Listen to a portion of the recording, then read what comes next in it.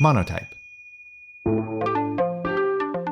Welcome to Creative Characters from Monotype, the show where we meet the people working at the intersection of type and everyday life. I'm your host Graham, and today I'm speaking with the designer Alex Swatridge.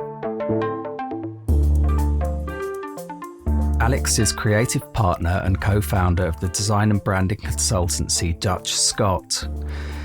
What stands out to me about DutchScot's work is just the quality. Simply incredible work. You can describe their agency as small but mighty, small in numbers but mighty in quality of work.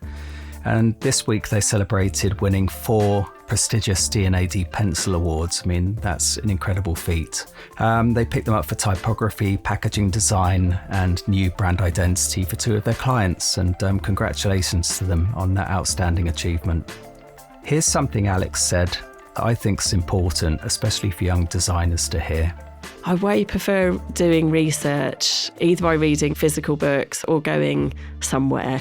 So we were working on a Moroccan lighting company, and I remember going to the Islamic art room at the V&A to sort of learn the story behind the craft itself.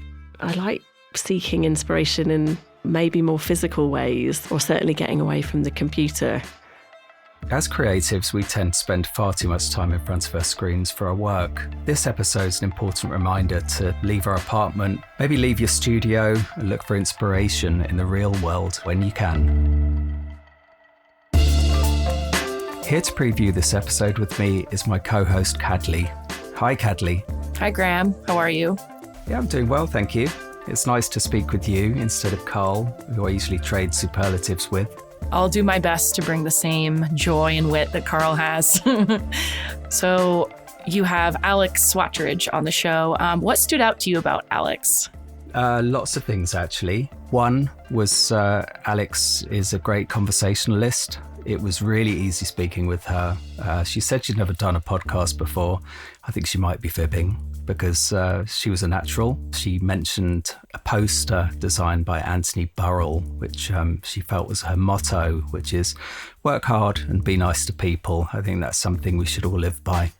I know that you two met at a recording studio near the London office. How did you feel after the conversation? I think I walked out of there on a high. I didn't know a lot about Alex beforehand. I did as much research as I could, but there isn't a lot on the net about Alex. And she explained that, because they're constantly busy. They don't have time chasing PR and filling their social channels, which is a great thing, isn't it? I think as creatives, and we talked about this in the recording, the best bit of our job is learning about your clients and doing the research. And this felt like that kind of thing, getting to understand DutchScot. Nice. Well, excited to share all of that with our listeners. Let's get into the conversation with Alex.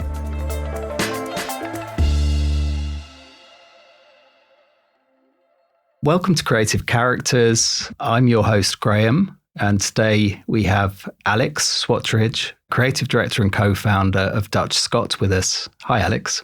Hi, Graham. We are having the luxury of recording in Pixiu podcast studio here in Shoreditch. What a lovely space to record a podcast. Lovely to meet you for the first time, Alex. You too. Never been in a podcasting studio before, so this is fun. I hadn't either until last time. Yeah, I think I'm going to demand every time we record here now. There's no going back. Yeah. Thanks for joining us today. I want to dive deep into understanding you as a creative, as the purpose of the Creative Characters podcast, and also the lovely design studio, which you co-founded and creative director of, DutchScot. What inspired you to start DutchScot in the first place? Prior to DutchScot, I was at an agency called Hattrick for about 11 years. And my partner at DutchScot is also my partner in life. And he used to work with Jacob, who's the third director at DutchScot. And those two were kind of embarking on this DutchScot journey, hence the name, because actually Ross is half Scottish and Jake is half Dutch. And I actually came up with the name. That was before I'd formally decided that I was going to join in any capacity. But I think just naturally coming home from work in the evenings, he was bouncing ideas off me, and I became a bit of a natural sounding board. And I feel like a lot of things in life, we kind of just fell into it and found that we had a really good and interesting dynamic, actually, the three of us. How does that work as a dynamic if you have your partner in work and your partner at home as well? I always just say that Jake is an incredibly patient man and a rose between two thorns, probably a lot of the time. I personally think that the thought of it, like Ross and I working together and then bringing somebody else into the fold, or there being a third person, that makes you kind of nervous, right? Because it feels like you are going to expose every aspect of your personal relationship to that other person. But actually, I think it helps in so many ways. I think it stops work being just an extension of home. It very much, they feel like two distinct things, as hard as that may be to believe. I think you just have that other perspective, which is so useful. Like, actually, there's a natural kind of democracy when there's three partners, which I think is good. Yeah, it probably helps with that third partner to maybe give some perspective. So if DutchScot were a person, oh God, how would you describe their personality? I hope there's a sort of warmth and charm there, but a realness, and definitely a boldness. Sometimes a little bit provocative and challenging without being hopefully too annoying. So you said you were at Hattrick before for a long time. What triggered you to start the agency, and what was the vision for the agency to begin with? I think you naturally get to a point where you feel like you want just autonomy on the decisions you're making. I mean, I was really fortunate at Hattrick, and, one of the reasons I was there so long and could never really imagine myself leaving is it was my dream job, and actually the clients and the work were second to none. So it was always going to be really hard to jump ship. But I think, you get to the point where you kind of feel like you maybe just want to do things your own way. And I think also maybe just have a bit of freedom and flexibility in being your own boss and the benefits associated with that. I don't think that we necessarily set out with a mission or vision that was to do anything radically different. I always look at the sort of Anthony Burrell poster, work hard and be nice to people and do good work, in brackets. I think that's a bit of a mantra. For listeners unfamiliar with DutchScot, I mean, how would you describe what makes the studio distinctive? I mean, I wouldn't want to claim that we're entirely distinct, but I do think that what we really strive to do is, I guess, buck trends while still staying kind of relevant and contemporary. You see a sea of very similar design now that feels kind of like it's algorithm generated design or something, it's very much kind of on trend. And that's something that we try and buck to be distinctive and to make sure, obviously, essentially, that our clients' work is distinctive. Well, first and foremost, actually, I want to congratulate you. This week, the agency was awarded 4 D&AD pencils. It's a great achievement. And looking at the work that you awarded for, I think it was for 2 separate clients, but both of those projects, to me, full of character.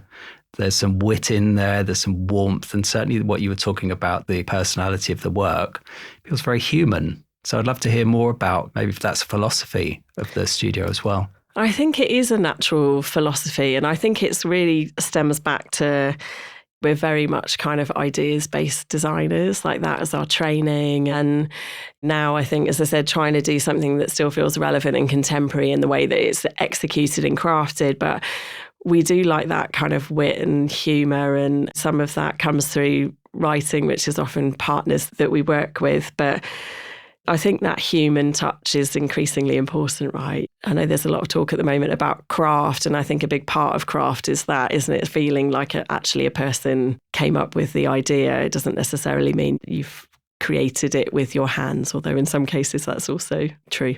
I read in my research into you that you've spoken about the importance of character in design. What does that mean to you, and how does it manifest in your work?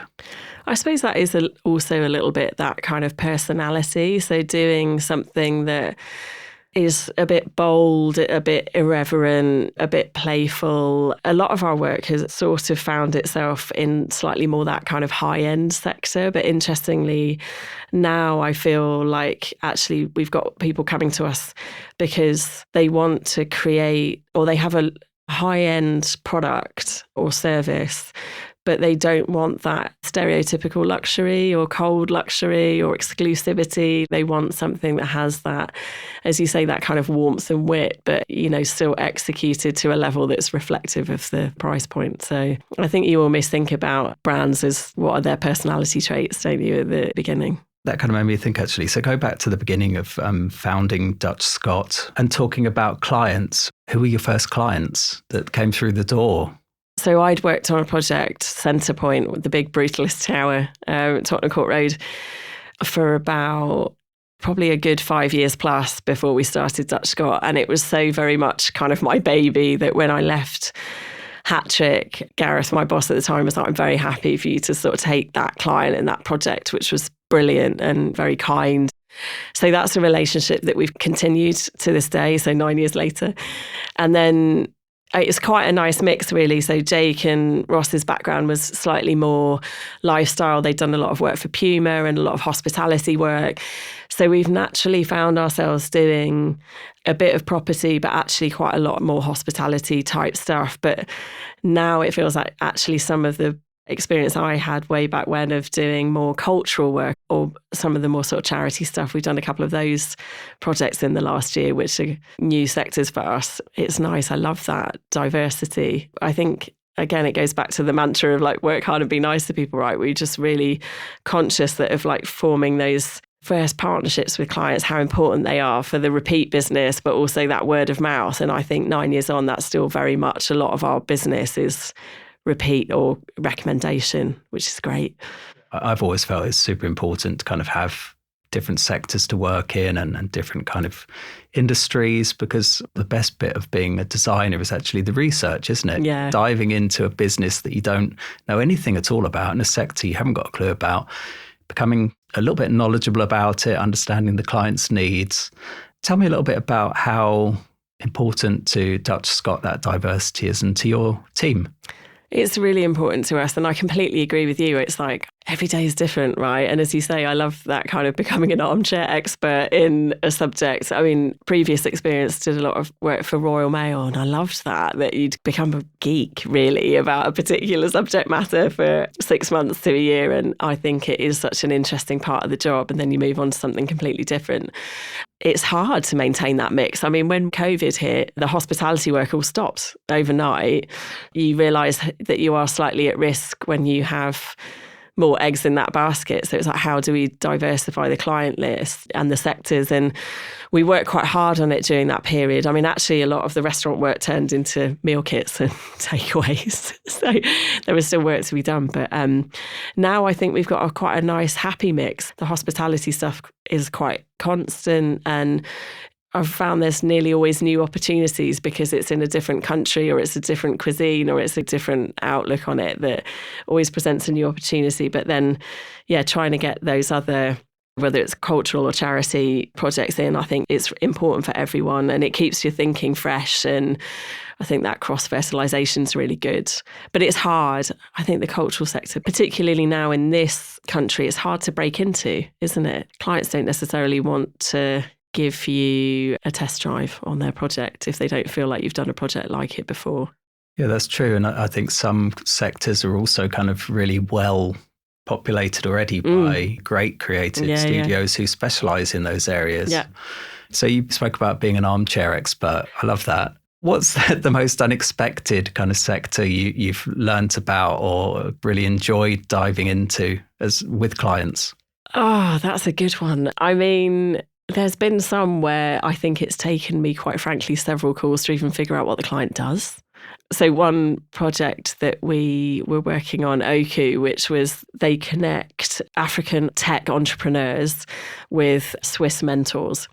So really unusual combination and a really interesting cultural mix. But they very much came from the sort of tech accelerator world. And so there's always a jargon, isn't there, in any sector that you're like, what does this mean? What are these accelerators and how does this work? But then I love that bit of the job because I think, again, not necessarily us specifically, but trying to break down those barriers of not using the jargon. It's like, what do you do in layman's terms? Therefore, how that informs the kind of tone of voice, and working with brilliant partners like Nick Asprey to bring that humanity to the way people talk about what they do and really simplifying it.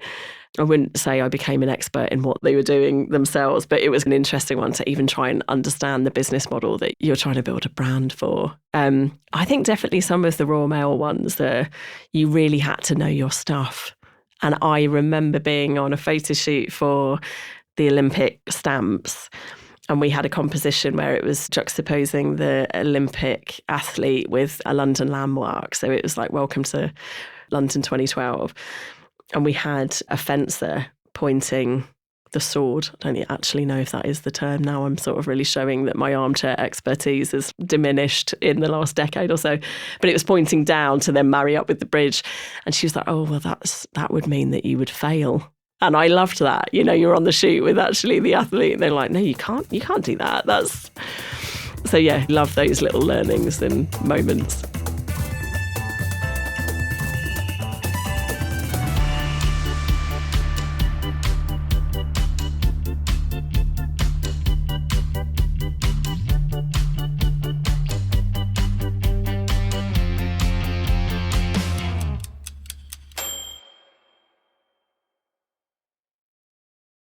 I'm assuming all three of you are from a creative background. So none of you are grounded in business when you stepped into this venture.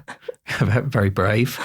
I've spoken with previous co-founders who partnered with a more business-minded half or part of the business to kind of help support them in the areas that they lacked. And I mean, you haven't done that. So how did you start to kind of fill in the gaps, if you like? Yeah, I mean, I think, again, at Hattrick, I was very fortunate that we were, as designers, we were very hands-on in all parts of the process. So we did a lot of our own like account management and project management, like a lot of direct contact with clients. And by the end of my time there, because I'd been there so long and I'd become design director, I was privy to the money you needed to make every month, obviously to break even, to pay the rent and the salaries and all the rest of it. So you become, I think I was fortunate that I did a lot of learning on the job in that respect, but there's still lots of gaps in your knowledge. And I think the moment you sort of employ people, you become quite aware of those gaps. But I mean, we have a brilliant financial advisor who, he's kind of my sounding board on things whenever we need help with some of the gaps. How big is the team now? So there's 3 directors and 2 designers. We're pretty small. And how have you grown the team? Is there a certain mix that you're looking for when you bring people on, or even if it's just with collaborators? I'd love to hear a little bit about your approach about bringing people on and collaborators and that kind of thing. Yeah, I mean, we're also very careful because I think you need designers that sort of share your fundamental design ethos, I think, to a degree. On that note, both of our designers went to Norwich University of the Arts, I think it's called now. It was Norwich Art School when Ross and I went. So there seems to be a natural kind of ethos, I think, there that just carries through, and which Jake also shares, even though he didn't go there. But there is a sort of personality type as well. I think that we're a small team and people that I think they have to be very can-do and hands-on and willing to turn their hand to, as in any small team, to all those other aspects of the job that are maybe not always the glamorous bits or the bits that you're trained to do or the bits that you even have experience in, but just like nice down-to-earth people that you feel that, yeah, you're kind of all in it together, helping each other out. I mean, our 2 designers are brilliant, so they've set the bar high for future hires.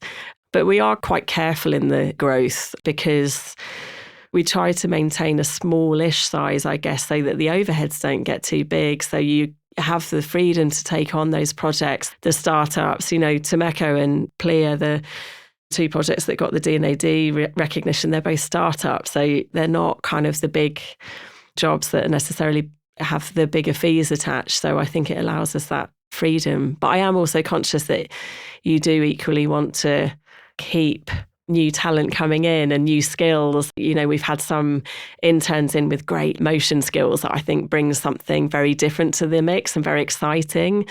And then, we have lots of, as you say, collaborators. We've got tried and tested freelancers who are very good friends that we lean on for certain tasks. But writers, photographers, illustrators, or new people for projects. I mean, we really don't have a house style or a formula. So I think for us, part of the exciting thing is like you get into a new project and you're like, what new kind of illustrator can you potentially partner with that you haven't done with before that's just right for that project and nothing else?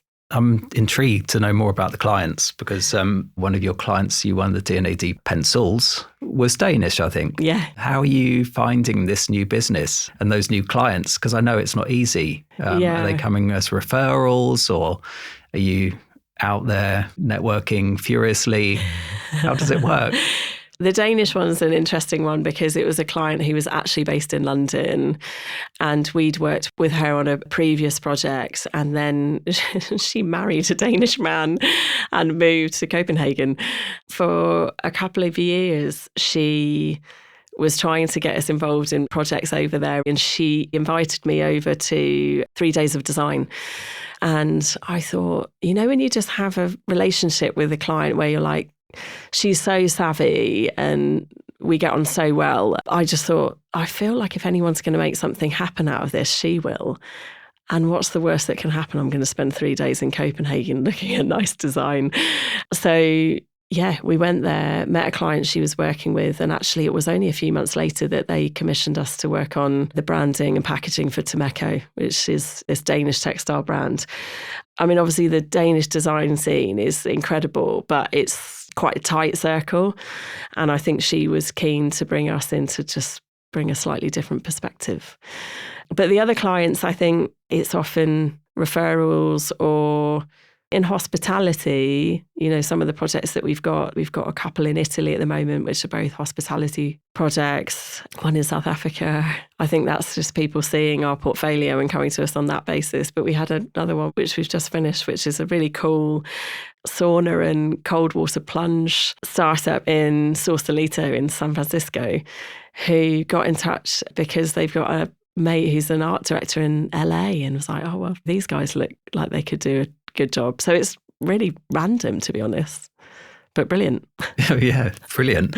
When we had our first call to set this up, I like to kind of research the people I'm interviewing. I couldn't find much about you. And we discussed that, and you explained that probably it's because you're so busy, you don't have a lot of opportunity to put things up on the web. So I think it's even more admirable that you've got all these incredible clients contacting you when you don't have a massive amount of visibility. That's great, isn't it? I know. Well, I think one thing our financial advisor would always say is like, you guys don't really spend any money on marketing. It's nice because I think then people come to you because they've seen the work and therefore they want to hopefully work in that vein. Or as we all know, if you come via a recommendation, that is always incredibly valuable. But we definitely need to get more out there. I think that's what's... Or not. Yeah, or not. I mean, we don't necessarily from a business perspective, but I'm very aware that we work incredibly hard on the work that we do, and to do work that's really thoughtful and well executed. And then I think you kind of feel like you do need to get it out there to make the most of it.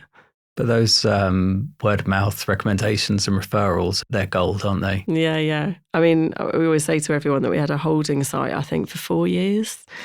And it took COVID for us to design our website the first time around. We're kind of desperate to do like a 2.0, but I don't want another global pandemic, to be obviously the reason to do it. But yeah, as you say, it's trying to find the time. We always wheel out the anecdote, the cobbler that never mends his own shoes. Or the builder's house. Exactly. That's us.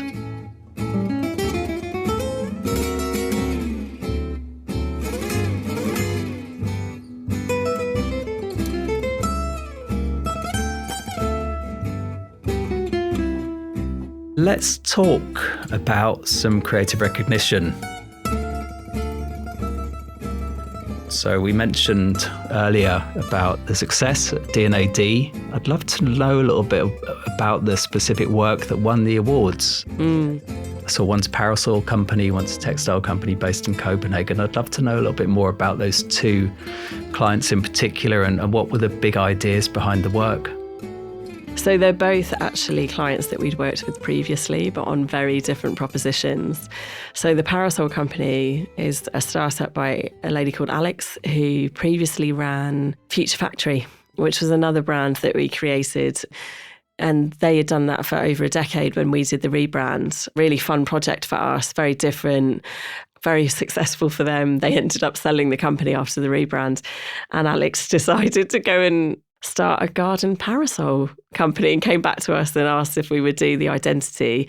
And I mean, the beauty of those relationships is you've built up the trust at that point, haven't you? And you kind of hit the ground running. Having said that, they were brilliant on Future Factory. They really bought into the idea from the outset. And so it's always been a really nice working relationship.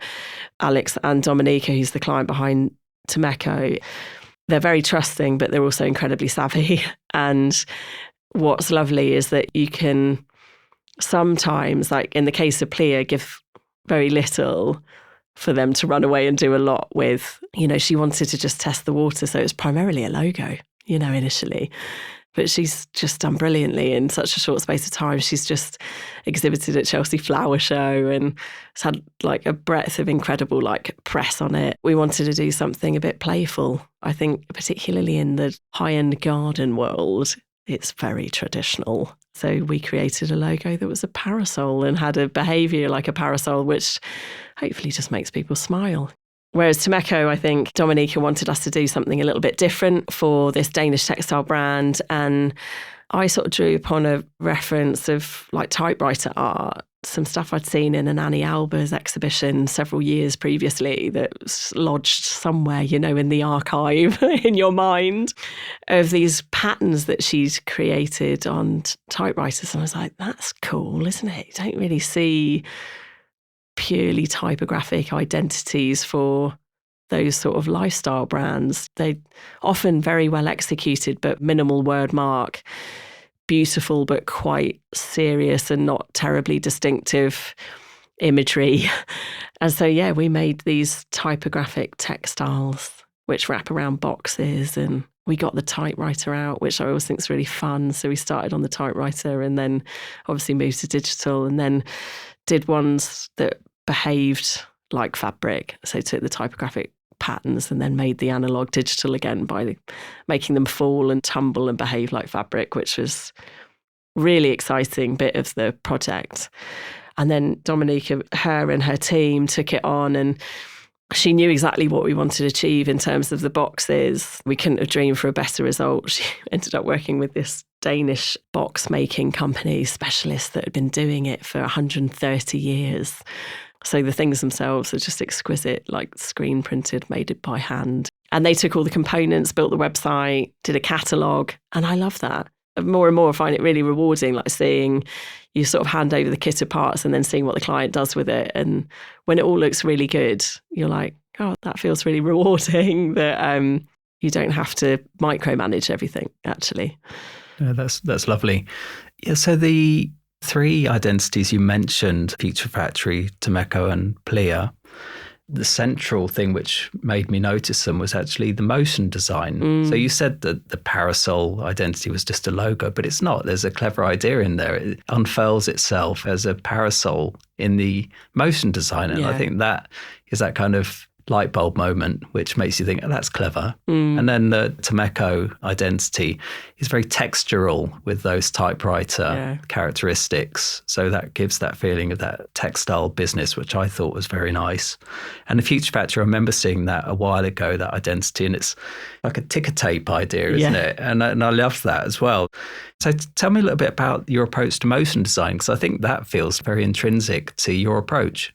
It is. And I think that that's what's really nice about how like design has evolved since when I graduated just over 20 years ago, that didn't really exist. And I think, as you say, actually now the way things behave allow you to still do that light bulb moment, but in a very different way. And it's really satisfying, I think.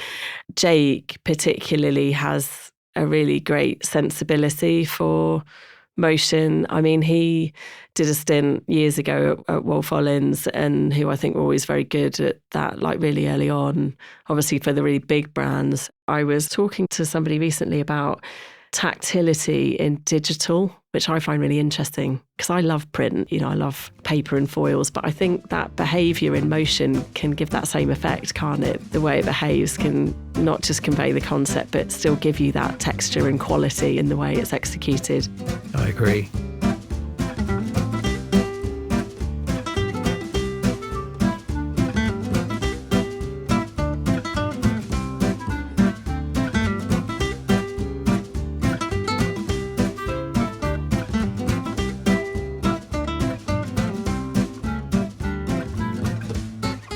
What's your view on awards? I mean, I know that there are certain agencies who, are kind of chasing awards all the time. Some agencies really step away from it. They don't see the value. Do you see them as kind of validation or a motivation, a distraction even? We're very selective because we don't want it to be a distraction. We can't really afford it, from the entry fees to actually the time in the studio to dedicate to it. I mean, we don't have the time to actually get the case studies out into the world and onto your website. We definitely don't have the time to do extensive awards entries. And they are labour intensive. D&AD, if they want a presentation film, it takes days to do that kind of stuff now. I mean, actually this year we were unbelievably lucky because we only entered those 2 projects into those 4 categories. We didn't do them for a few years. And then actually, when we hired younger designers, I think we started talking about it again. It is validation, I think, really, if we're honest. I think it's a nice moment to go, we did a good job on that one. And I'm completely aware of what a lottery it is. And I think plenty of incredible work doesn't get recognised for whatever reason. But it's nice when you do. Just give yourselves a pat on the back and feel like, for the day job, if you've got that project that's rumbling on, there's another bunch of rejected concepts, it makes you feel a little bit better, doesn't it? Let's talk a little bit about inspiration and what fuels you as a creative. So I'm really interested to know about, where do you look for inspiration, and are there some surprising places that you find inspiration in your work? I don't think I have any rules or hard and fast rules, but with a few projects recently, I tried to buy a book on the subject, like a physical book. I mean, again, going back to our armchair expert comment, I way prefer doing research either by reading physical books or going somewhere. So we were working on a Moroccan lighting company, and I remember going to the Islamic art room at the V&A to sort of learn the story behind the craft itself. I like seeking inspiration in maybe more physical ways, or certainly getting away from the computer. Recently, I've been trying at least once a month to go to an exhibition on a Friday morning. Sometimes we kind of don't make the most of being in London because, again, you're sort of busy, caught up in stuff. And I think I get inspiration from those experiences, actually, probably more than anything. I also went to Milan Design Week earlier this year for the first time ever. I feel like it's probably something that architects and interior designers go to, or product designers go to every year, but maybe not so much graphic designers. And it was amazing.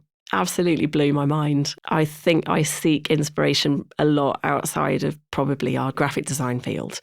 I love the experiential stuff, or exhibition design, or I think that helps, doesn't it? Not kind of looking what's in front of you, going to an exhibition of product design or something, because you'll get a different spin on something. And it might not even be relative to the project you're working on, but it'll spark a thought. Yeah. Maybe it's a way a piece of furniture is designed, or a shape or form or something, or even a colour palette. I always find kind of just those things get absorbed in your brain, parked, put away in a little drawer somewhere. Yes. And they'll pop out later. Yeah.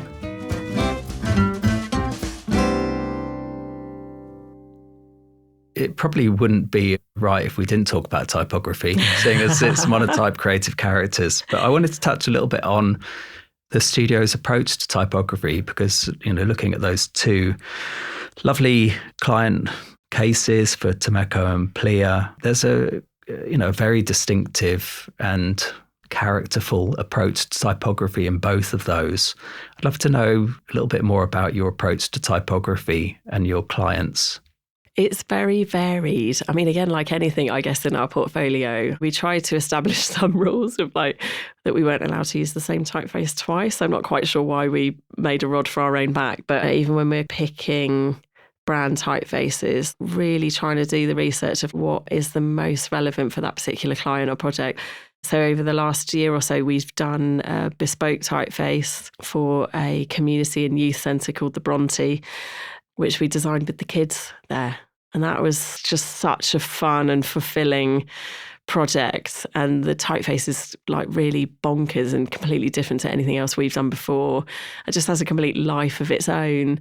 I remember Jake saying, so we were working with a videographer and he was like, oh, the typeface isn't doing what I want it to. And Jake was like, brilliant. It has just got its own kind of personality and quirks that was really fun. And then we're doing a bespoke typeface at the moment for a restaurant we're working on in Sardinia, which is, I think, really unusual to do a bespoke typeface maybe for a restaurant. I do love that side of things, and I haven't done a great deal of it in the past, so it feels like new territory. But it's always an area which I'm really passionate about. I'm a big admirer of the absolute type experts, but I always get slight imposter syndrome. I think as a graphic designer, you're like, oh, this is not, I know what's good, but it's not my specialist skill. Well, welcome to my world. I joined Monotype in 2023 as a graphic designer originally, and I'm surrounded by incredible wealth of knowledge of typography every single day. But it's interesting, isn't it, that what you bring to it as a graphic designer, so you maybe see the opportunities conceptually with type design that maybe a more technical type designer wouldn't see? Yeah, I think so, yeah. I think you're right. My background's in branding and I've commissioned bespoke typefaces. That's how the connection came about with Monotype a decade or so ago. Yeah, so I've always been an end user and a commissioner.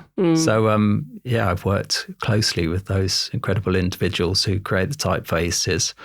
But yeah, I'm thinking about what's the client's needs and how can we create something distinctive within the character set. And I can't do it myself, but I'll work and collaborate with type designers to get to the end result. And I love that. Yeah, nice. Let's talk a little bit about collaboration. So I mentioned about type designers and you talked about creating bespoke typefaces. Is there a creative collaboration, past or ongoing, that challenged your way of working for the better? Oh, I mean, I think that our projects always generally end up in a better place with those collaborators. Whether it sort of challenges it, it's more just like what that person can bring to it, right, or add to it. I mean, I often say to people now, especially people that don't really understand what graphic designers do, which seems like the majority of people outside of the industry, is like we're a bit like GPs, aren't we? We've got broad knowledge, but you need to plug in all those specialists. And for me, I love that. So for the bespoke typeface project that I mentioned for the restaurant, we've gone to Nick Asprey again to write a couple of poems, which we've done a few times now. So he wrote some poetry for us for Tomeko as well. Like yesterday that they came across, it's like 5:00, and these poems land in your inbox. And it's such a joyful moment where you receive that element from a collaborator, which you just think that there's no way that you could do yourself, and it just adds so much value to the project. You do learn so much in terms of challenging the way we work. I've certainly learned very recently, actually, from working with Made by On digital agency, actually on the Bronte's website, their ability to nurture the client and walk the client through that process and the world of like digital and UX and all this stuff that nobody understands was really inspiring. They have a very human approach in the way they communicate with people, and they're fun and really nice to work with, but also a very reassuring process. I feel like process is quite hard to instill these days with projects because everything's in a slight state of flux. You mentioned in our first conversation that for a number of years you've been a trustee of the St Bride's Foundation. I'd love to know why it's important to you to get involved. I just love that place. You know, it's a collection that's existed within that building for 130 odd years or something. And the story is so rich. I think it's the biggest collection of typographic specimens in the world, but it's always described as a hidden gem, you know. And I often think if you lifted St. Bride's and you popped it in America, that there would be money pouring into it left, right and centre, because it is such a valuable piece of history and so important, I think, for future generations of designers and typographers and beyond. I sort of feel that as a member of the design community, we have a bit of a duty to kind of support and nurture these institutions. And what do you think younger designers can get from engaging with an organisation like St. Bride? I mean, firstly, again, it's just such a nice way of researching, going and rifling through some of those type specimens from decades ago. We were looking at some Belgian type specimens for the Horta Museum, which is a Belgian cultural organisation which we've just rebranded. And I love it. You can just email Sophie, the librarian, and say, sort of interested in looking at these Belgian typographic specimens from the turn of the 19th century. And they've got like 10. You can just go and spend a couple of hours looking through them. And it informed certainly the secondary typeface decision. But it's just a really nice bit of the process. And I think otherwise, if we do all of our design work and research online, we all see the same stuff and we come up with obviously more similar solutions. So I just feel like you can come up with more original work by referencing more historical work, ironically. What was the most unexpected discovery you had from kind of looking at some of those specimens? I think actually just the variety. So the museum we rebranded is Art Nouveau, but you then really naively assume that all the typography around that period was Art Nouveau in style, which of course it wasn't. There was like black letter and actually, you know, like sort of quirky sans serifs that feel like incredibly modern. And I love that. Again, it's just that sort of variety that is like you've just dipped back into like 125 years ago and you realise, oh yeah, it's all the same kind of variety. We label an aesthetic on a particular period in time and forget that actually that was just one aesthetic from that time.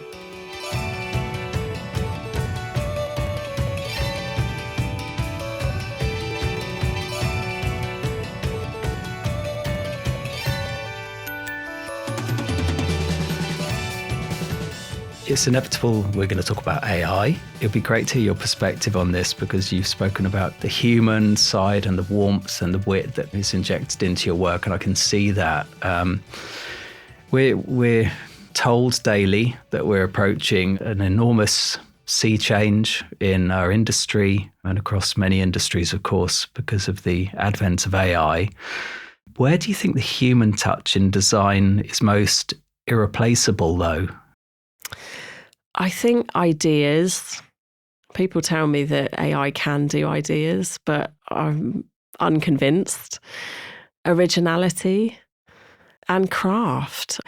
AI might be able to do something that's fit for purpose, but is that all we're aiming for in life? You know, I think as creatives, it's that process and that journey, you know, what you go on, that collaborative experience working with clients and other partners, you lose all of that if you don't have AI. Where's the debate? You know, where's the fight over the typeface that you've chosen or, you know, that colour or like all of that gets lost, doesn't it? Yeah, no, you're right. I read a really encouraging post on LinkedIn yesterday. It was from an incredible creative director called Rod Chant. I think he's an Australian based in Thailand, and he used ChatGPT to ask it, what can AI not do that a human creative director can do?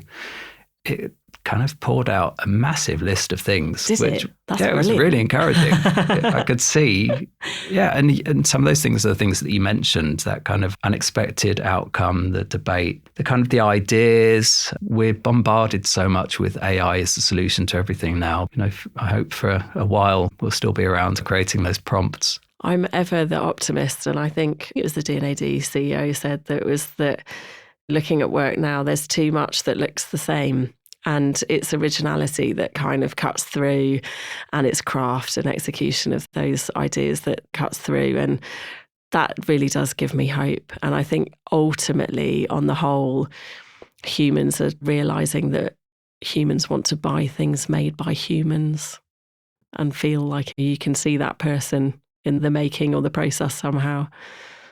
Yeah, I think you're right.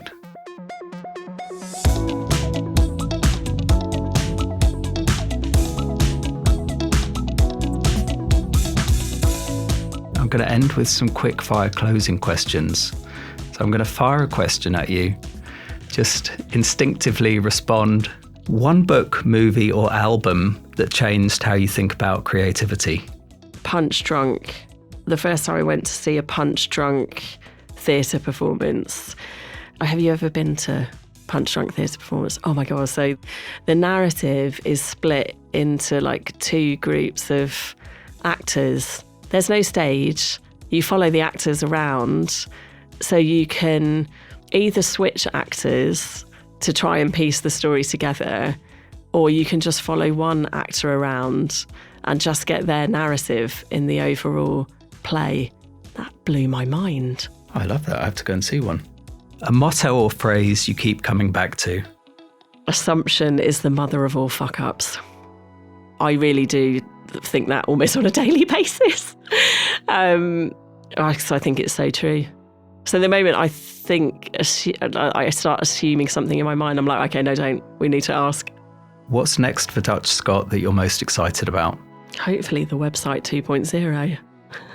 And finally, describe yourself as a creative character using only 3 words. Hardworking, passionate, challenging. Very good. Well, thank you, Alex. It's been great to meet you in person and have a great conversation with you. Thank you so much for your time today. No, thank you. It's been an absolute pleasure.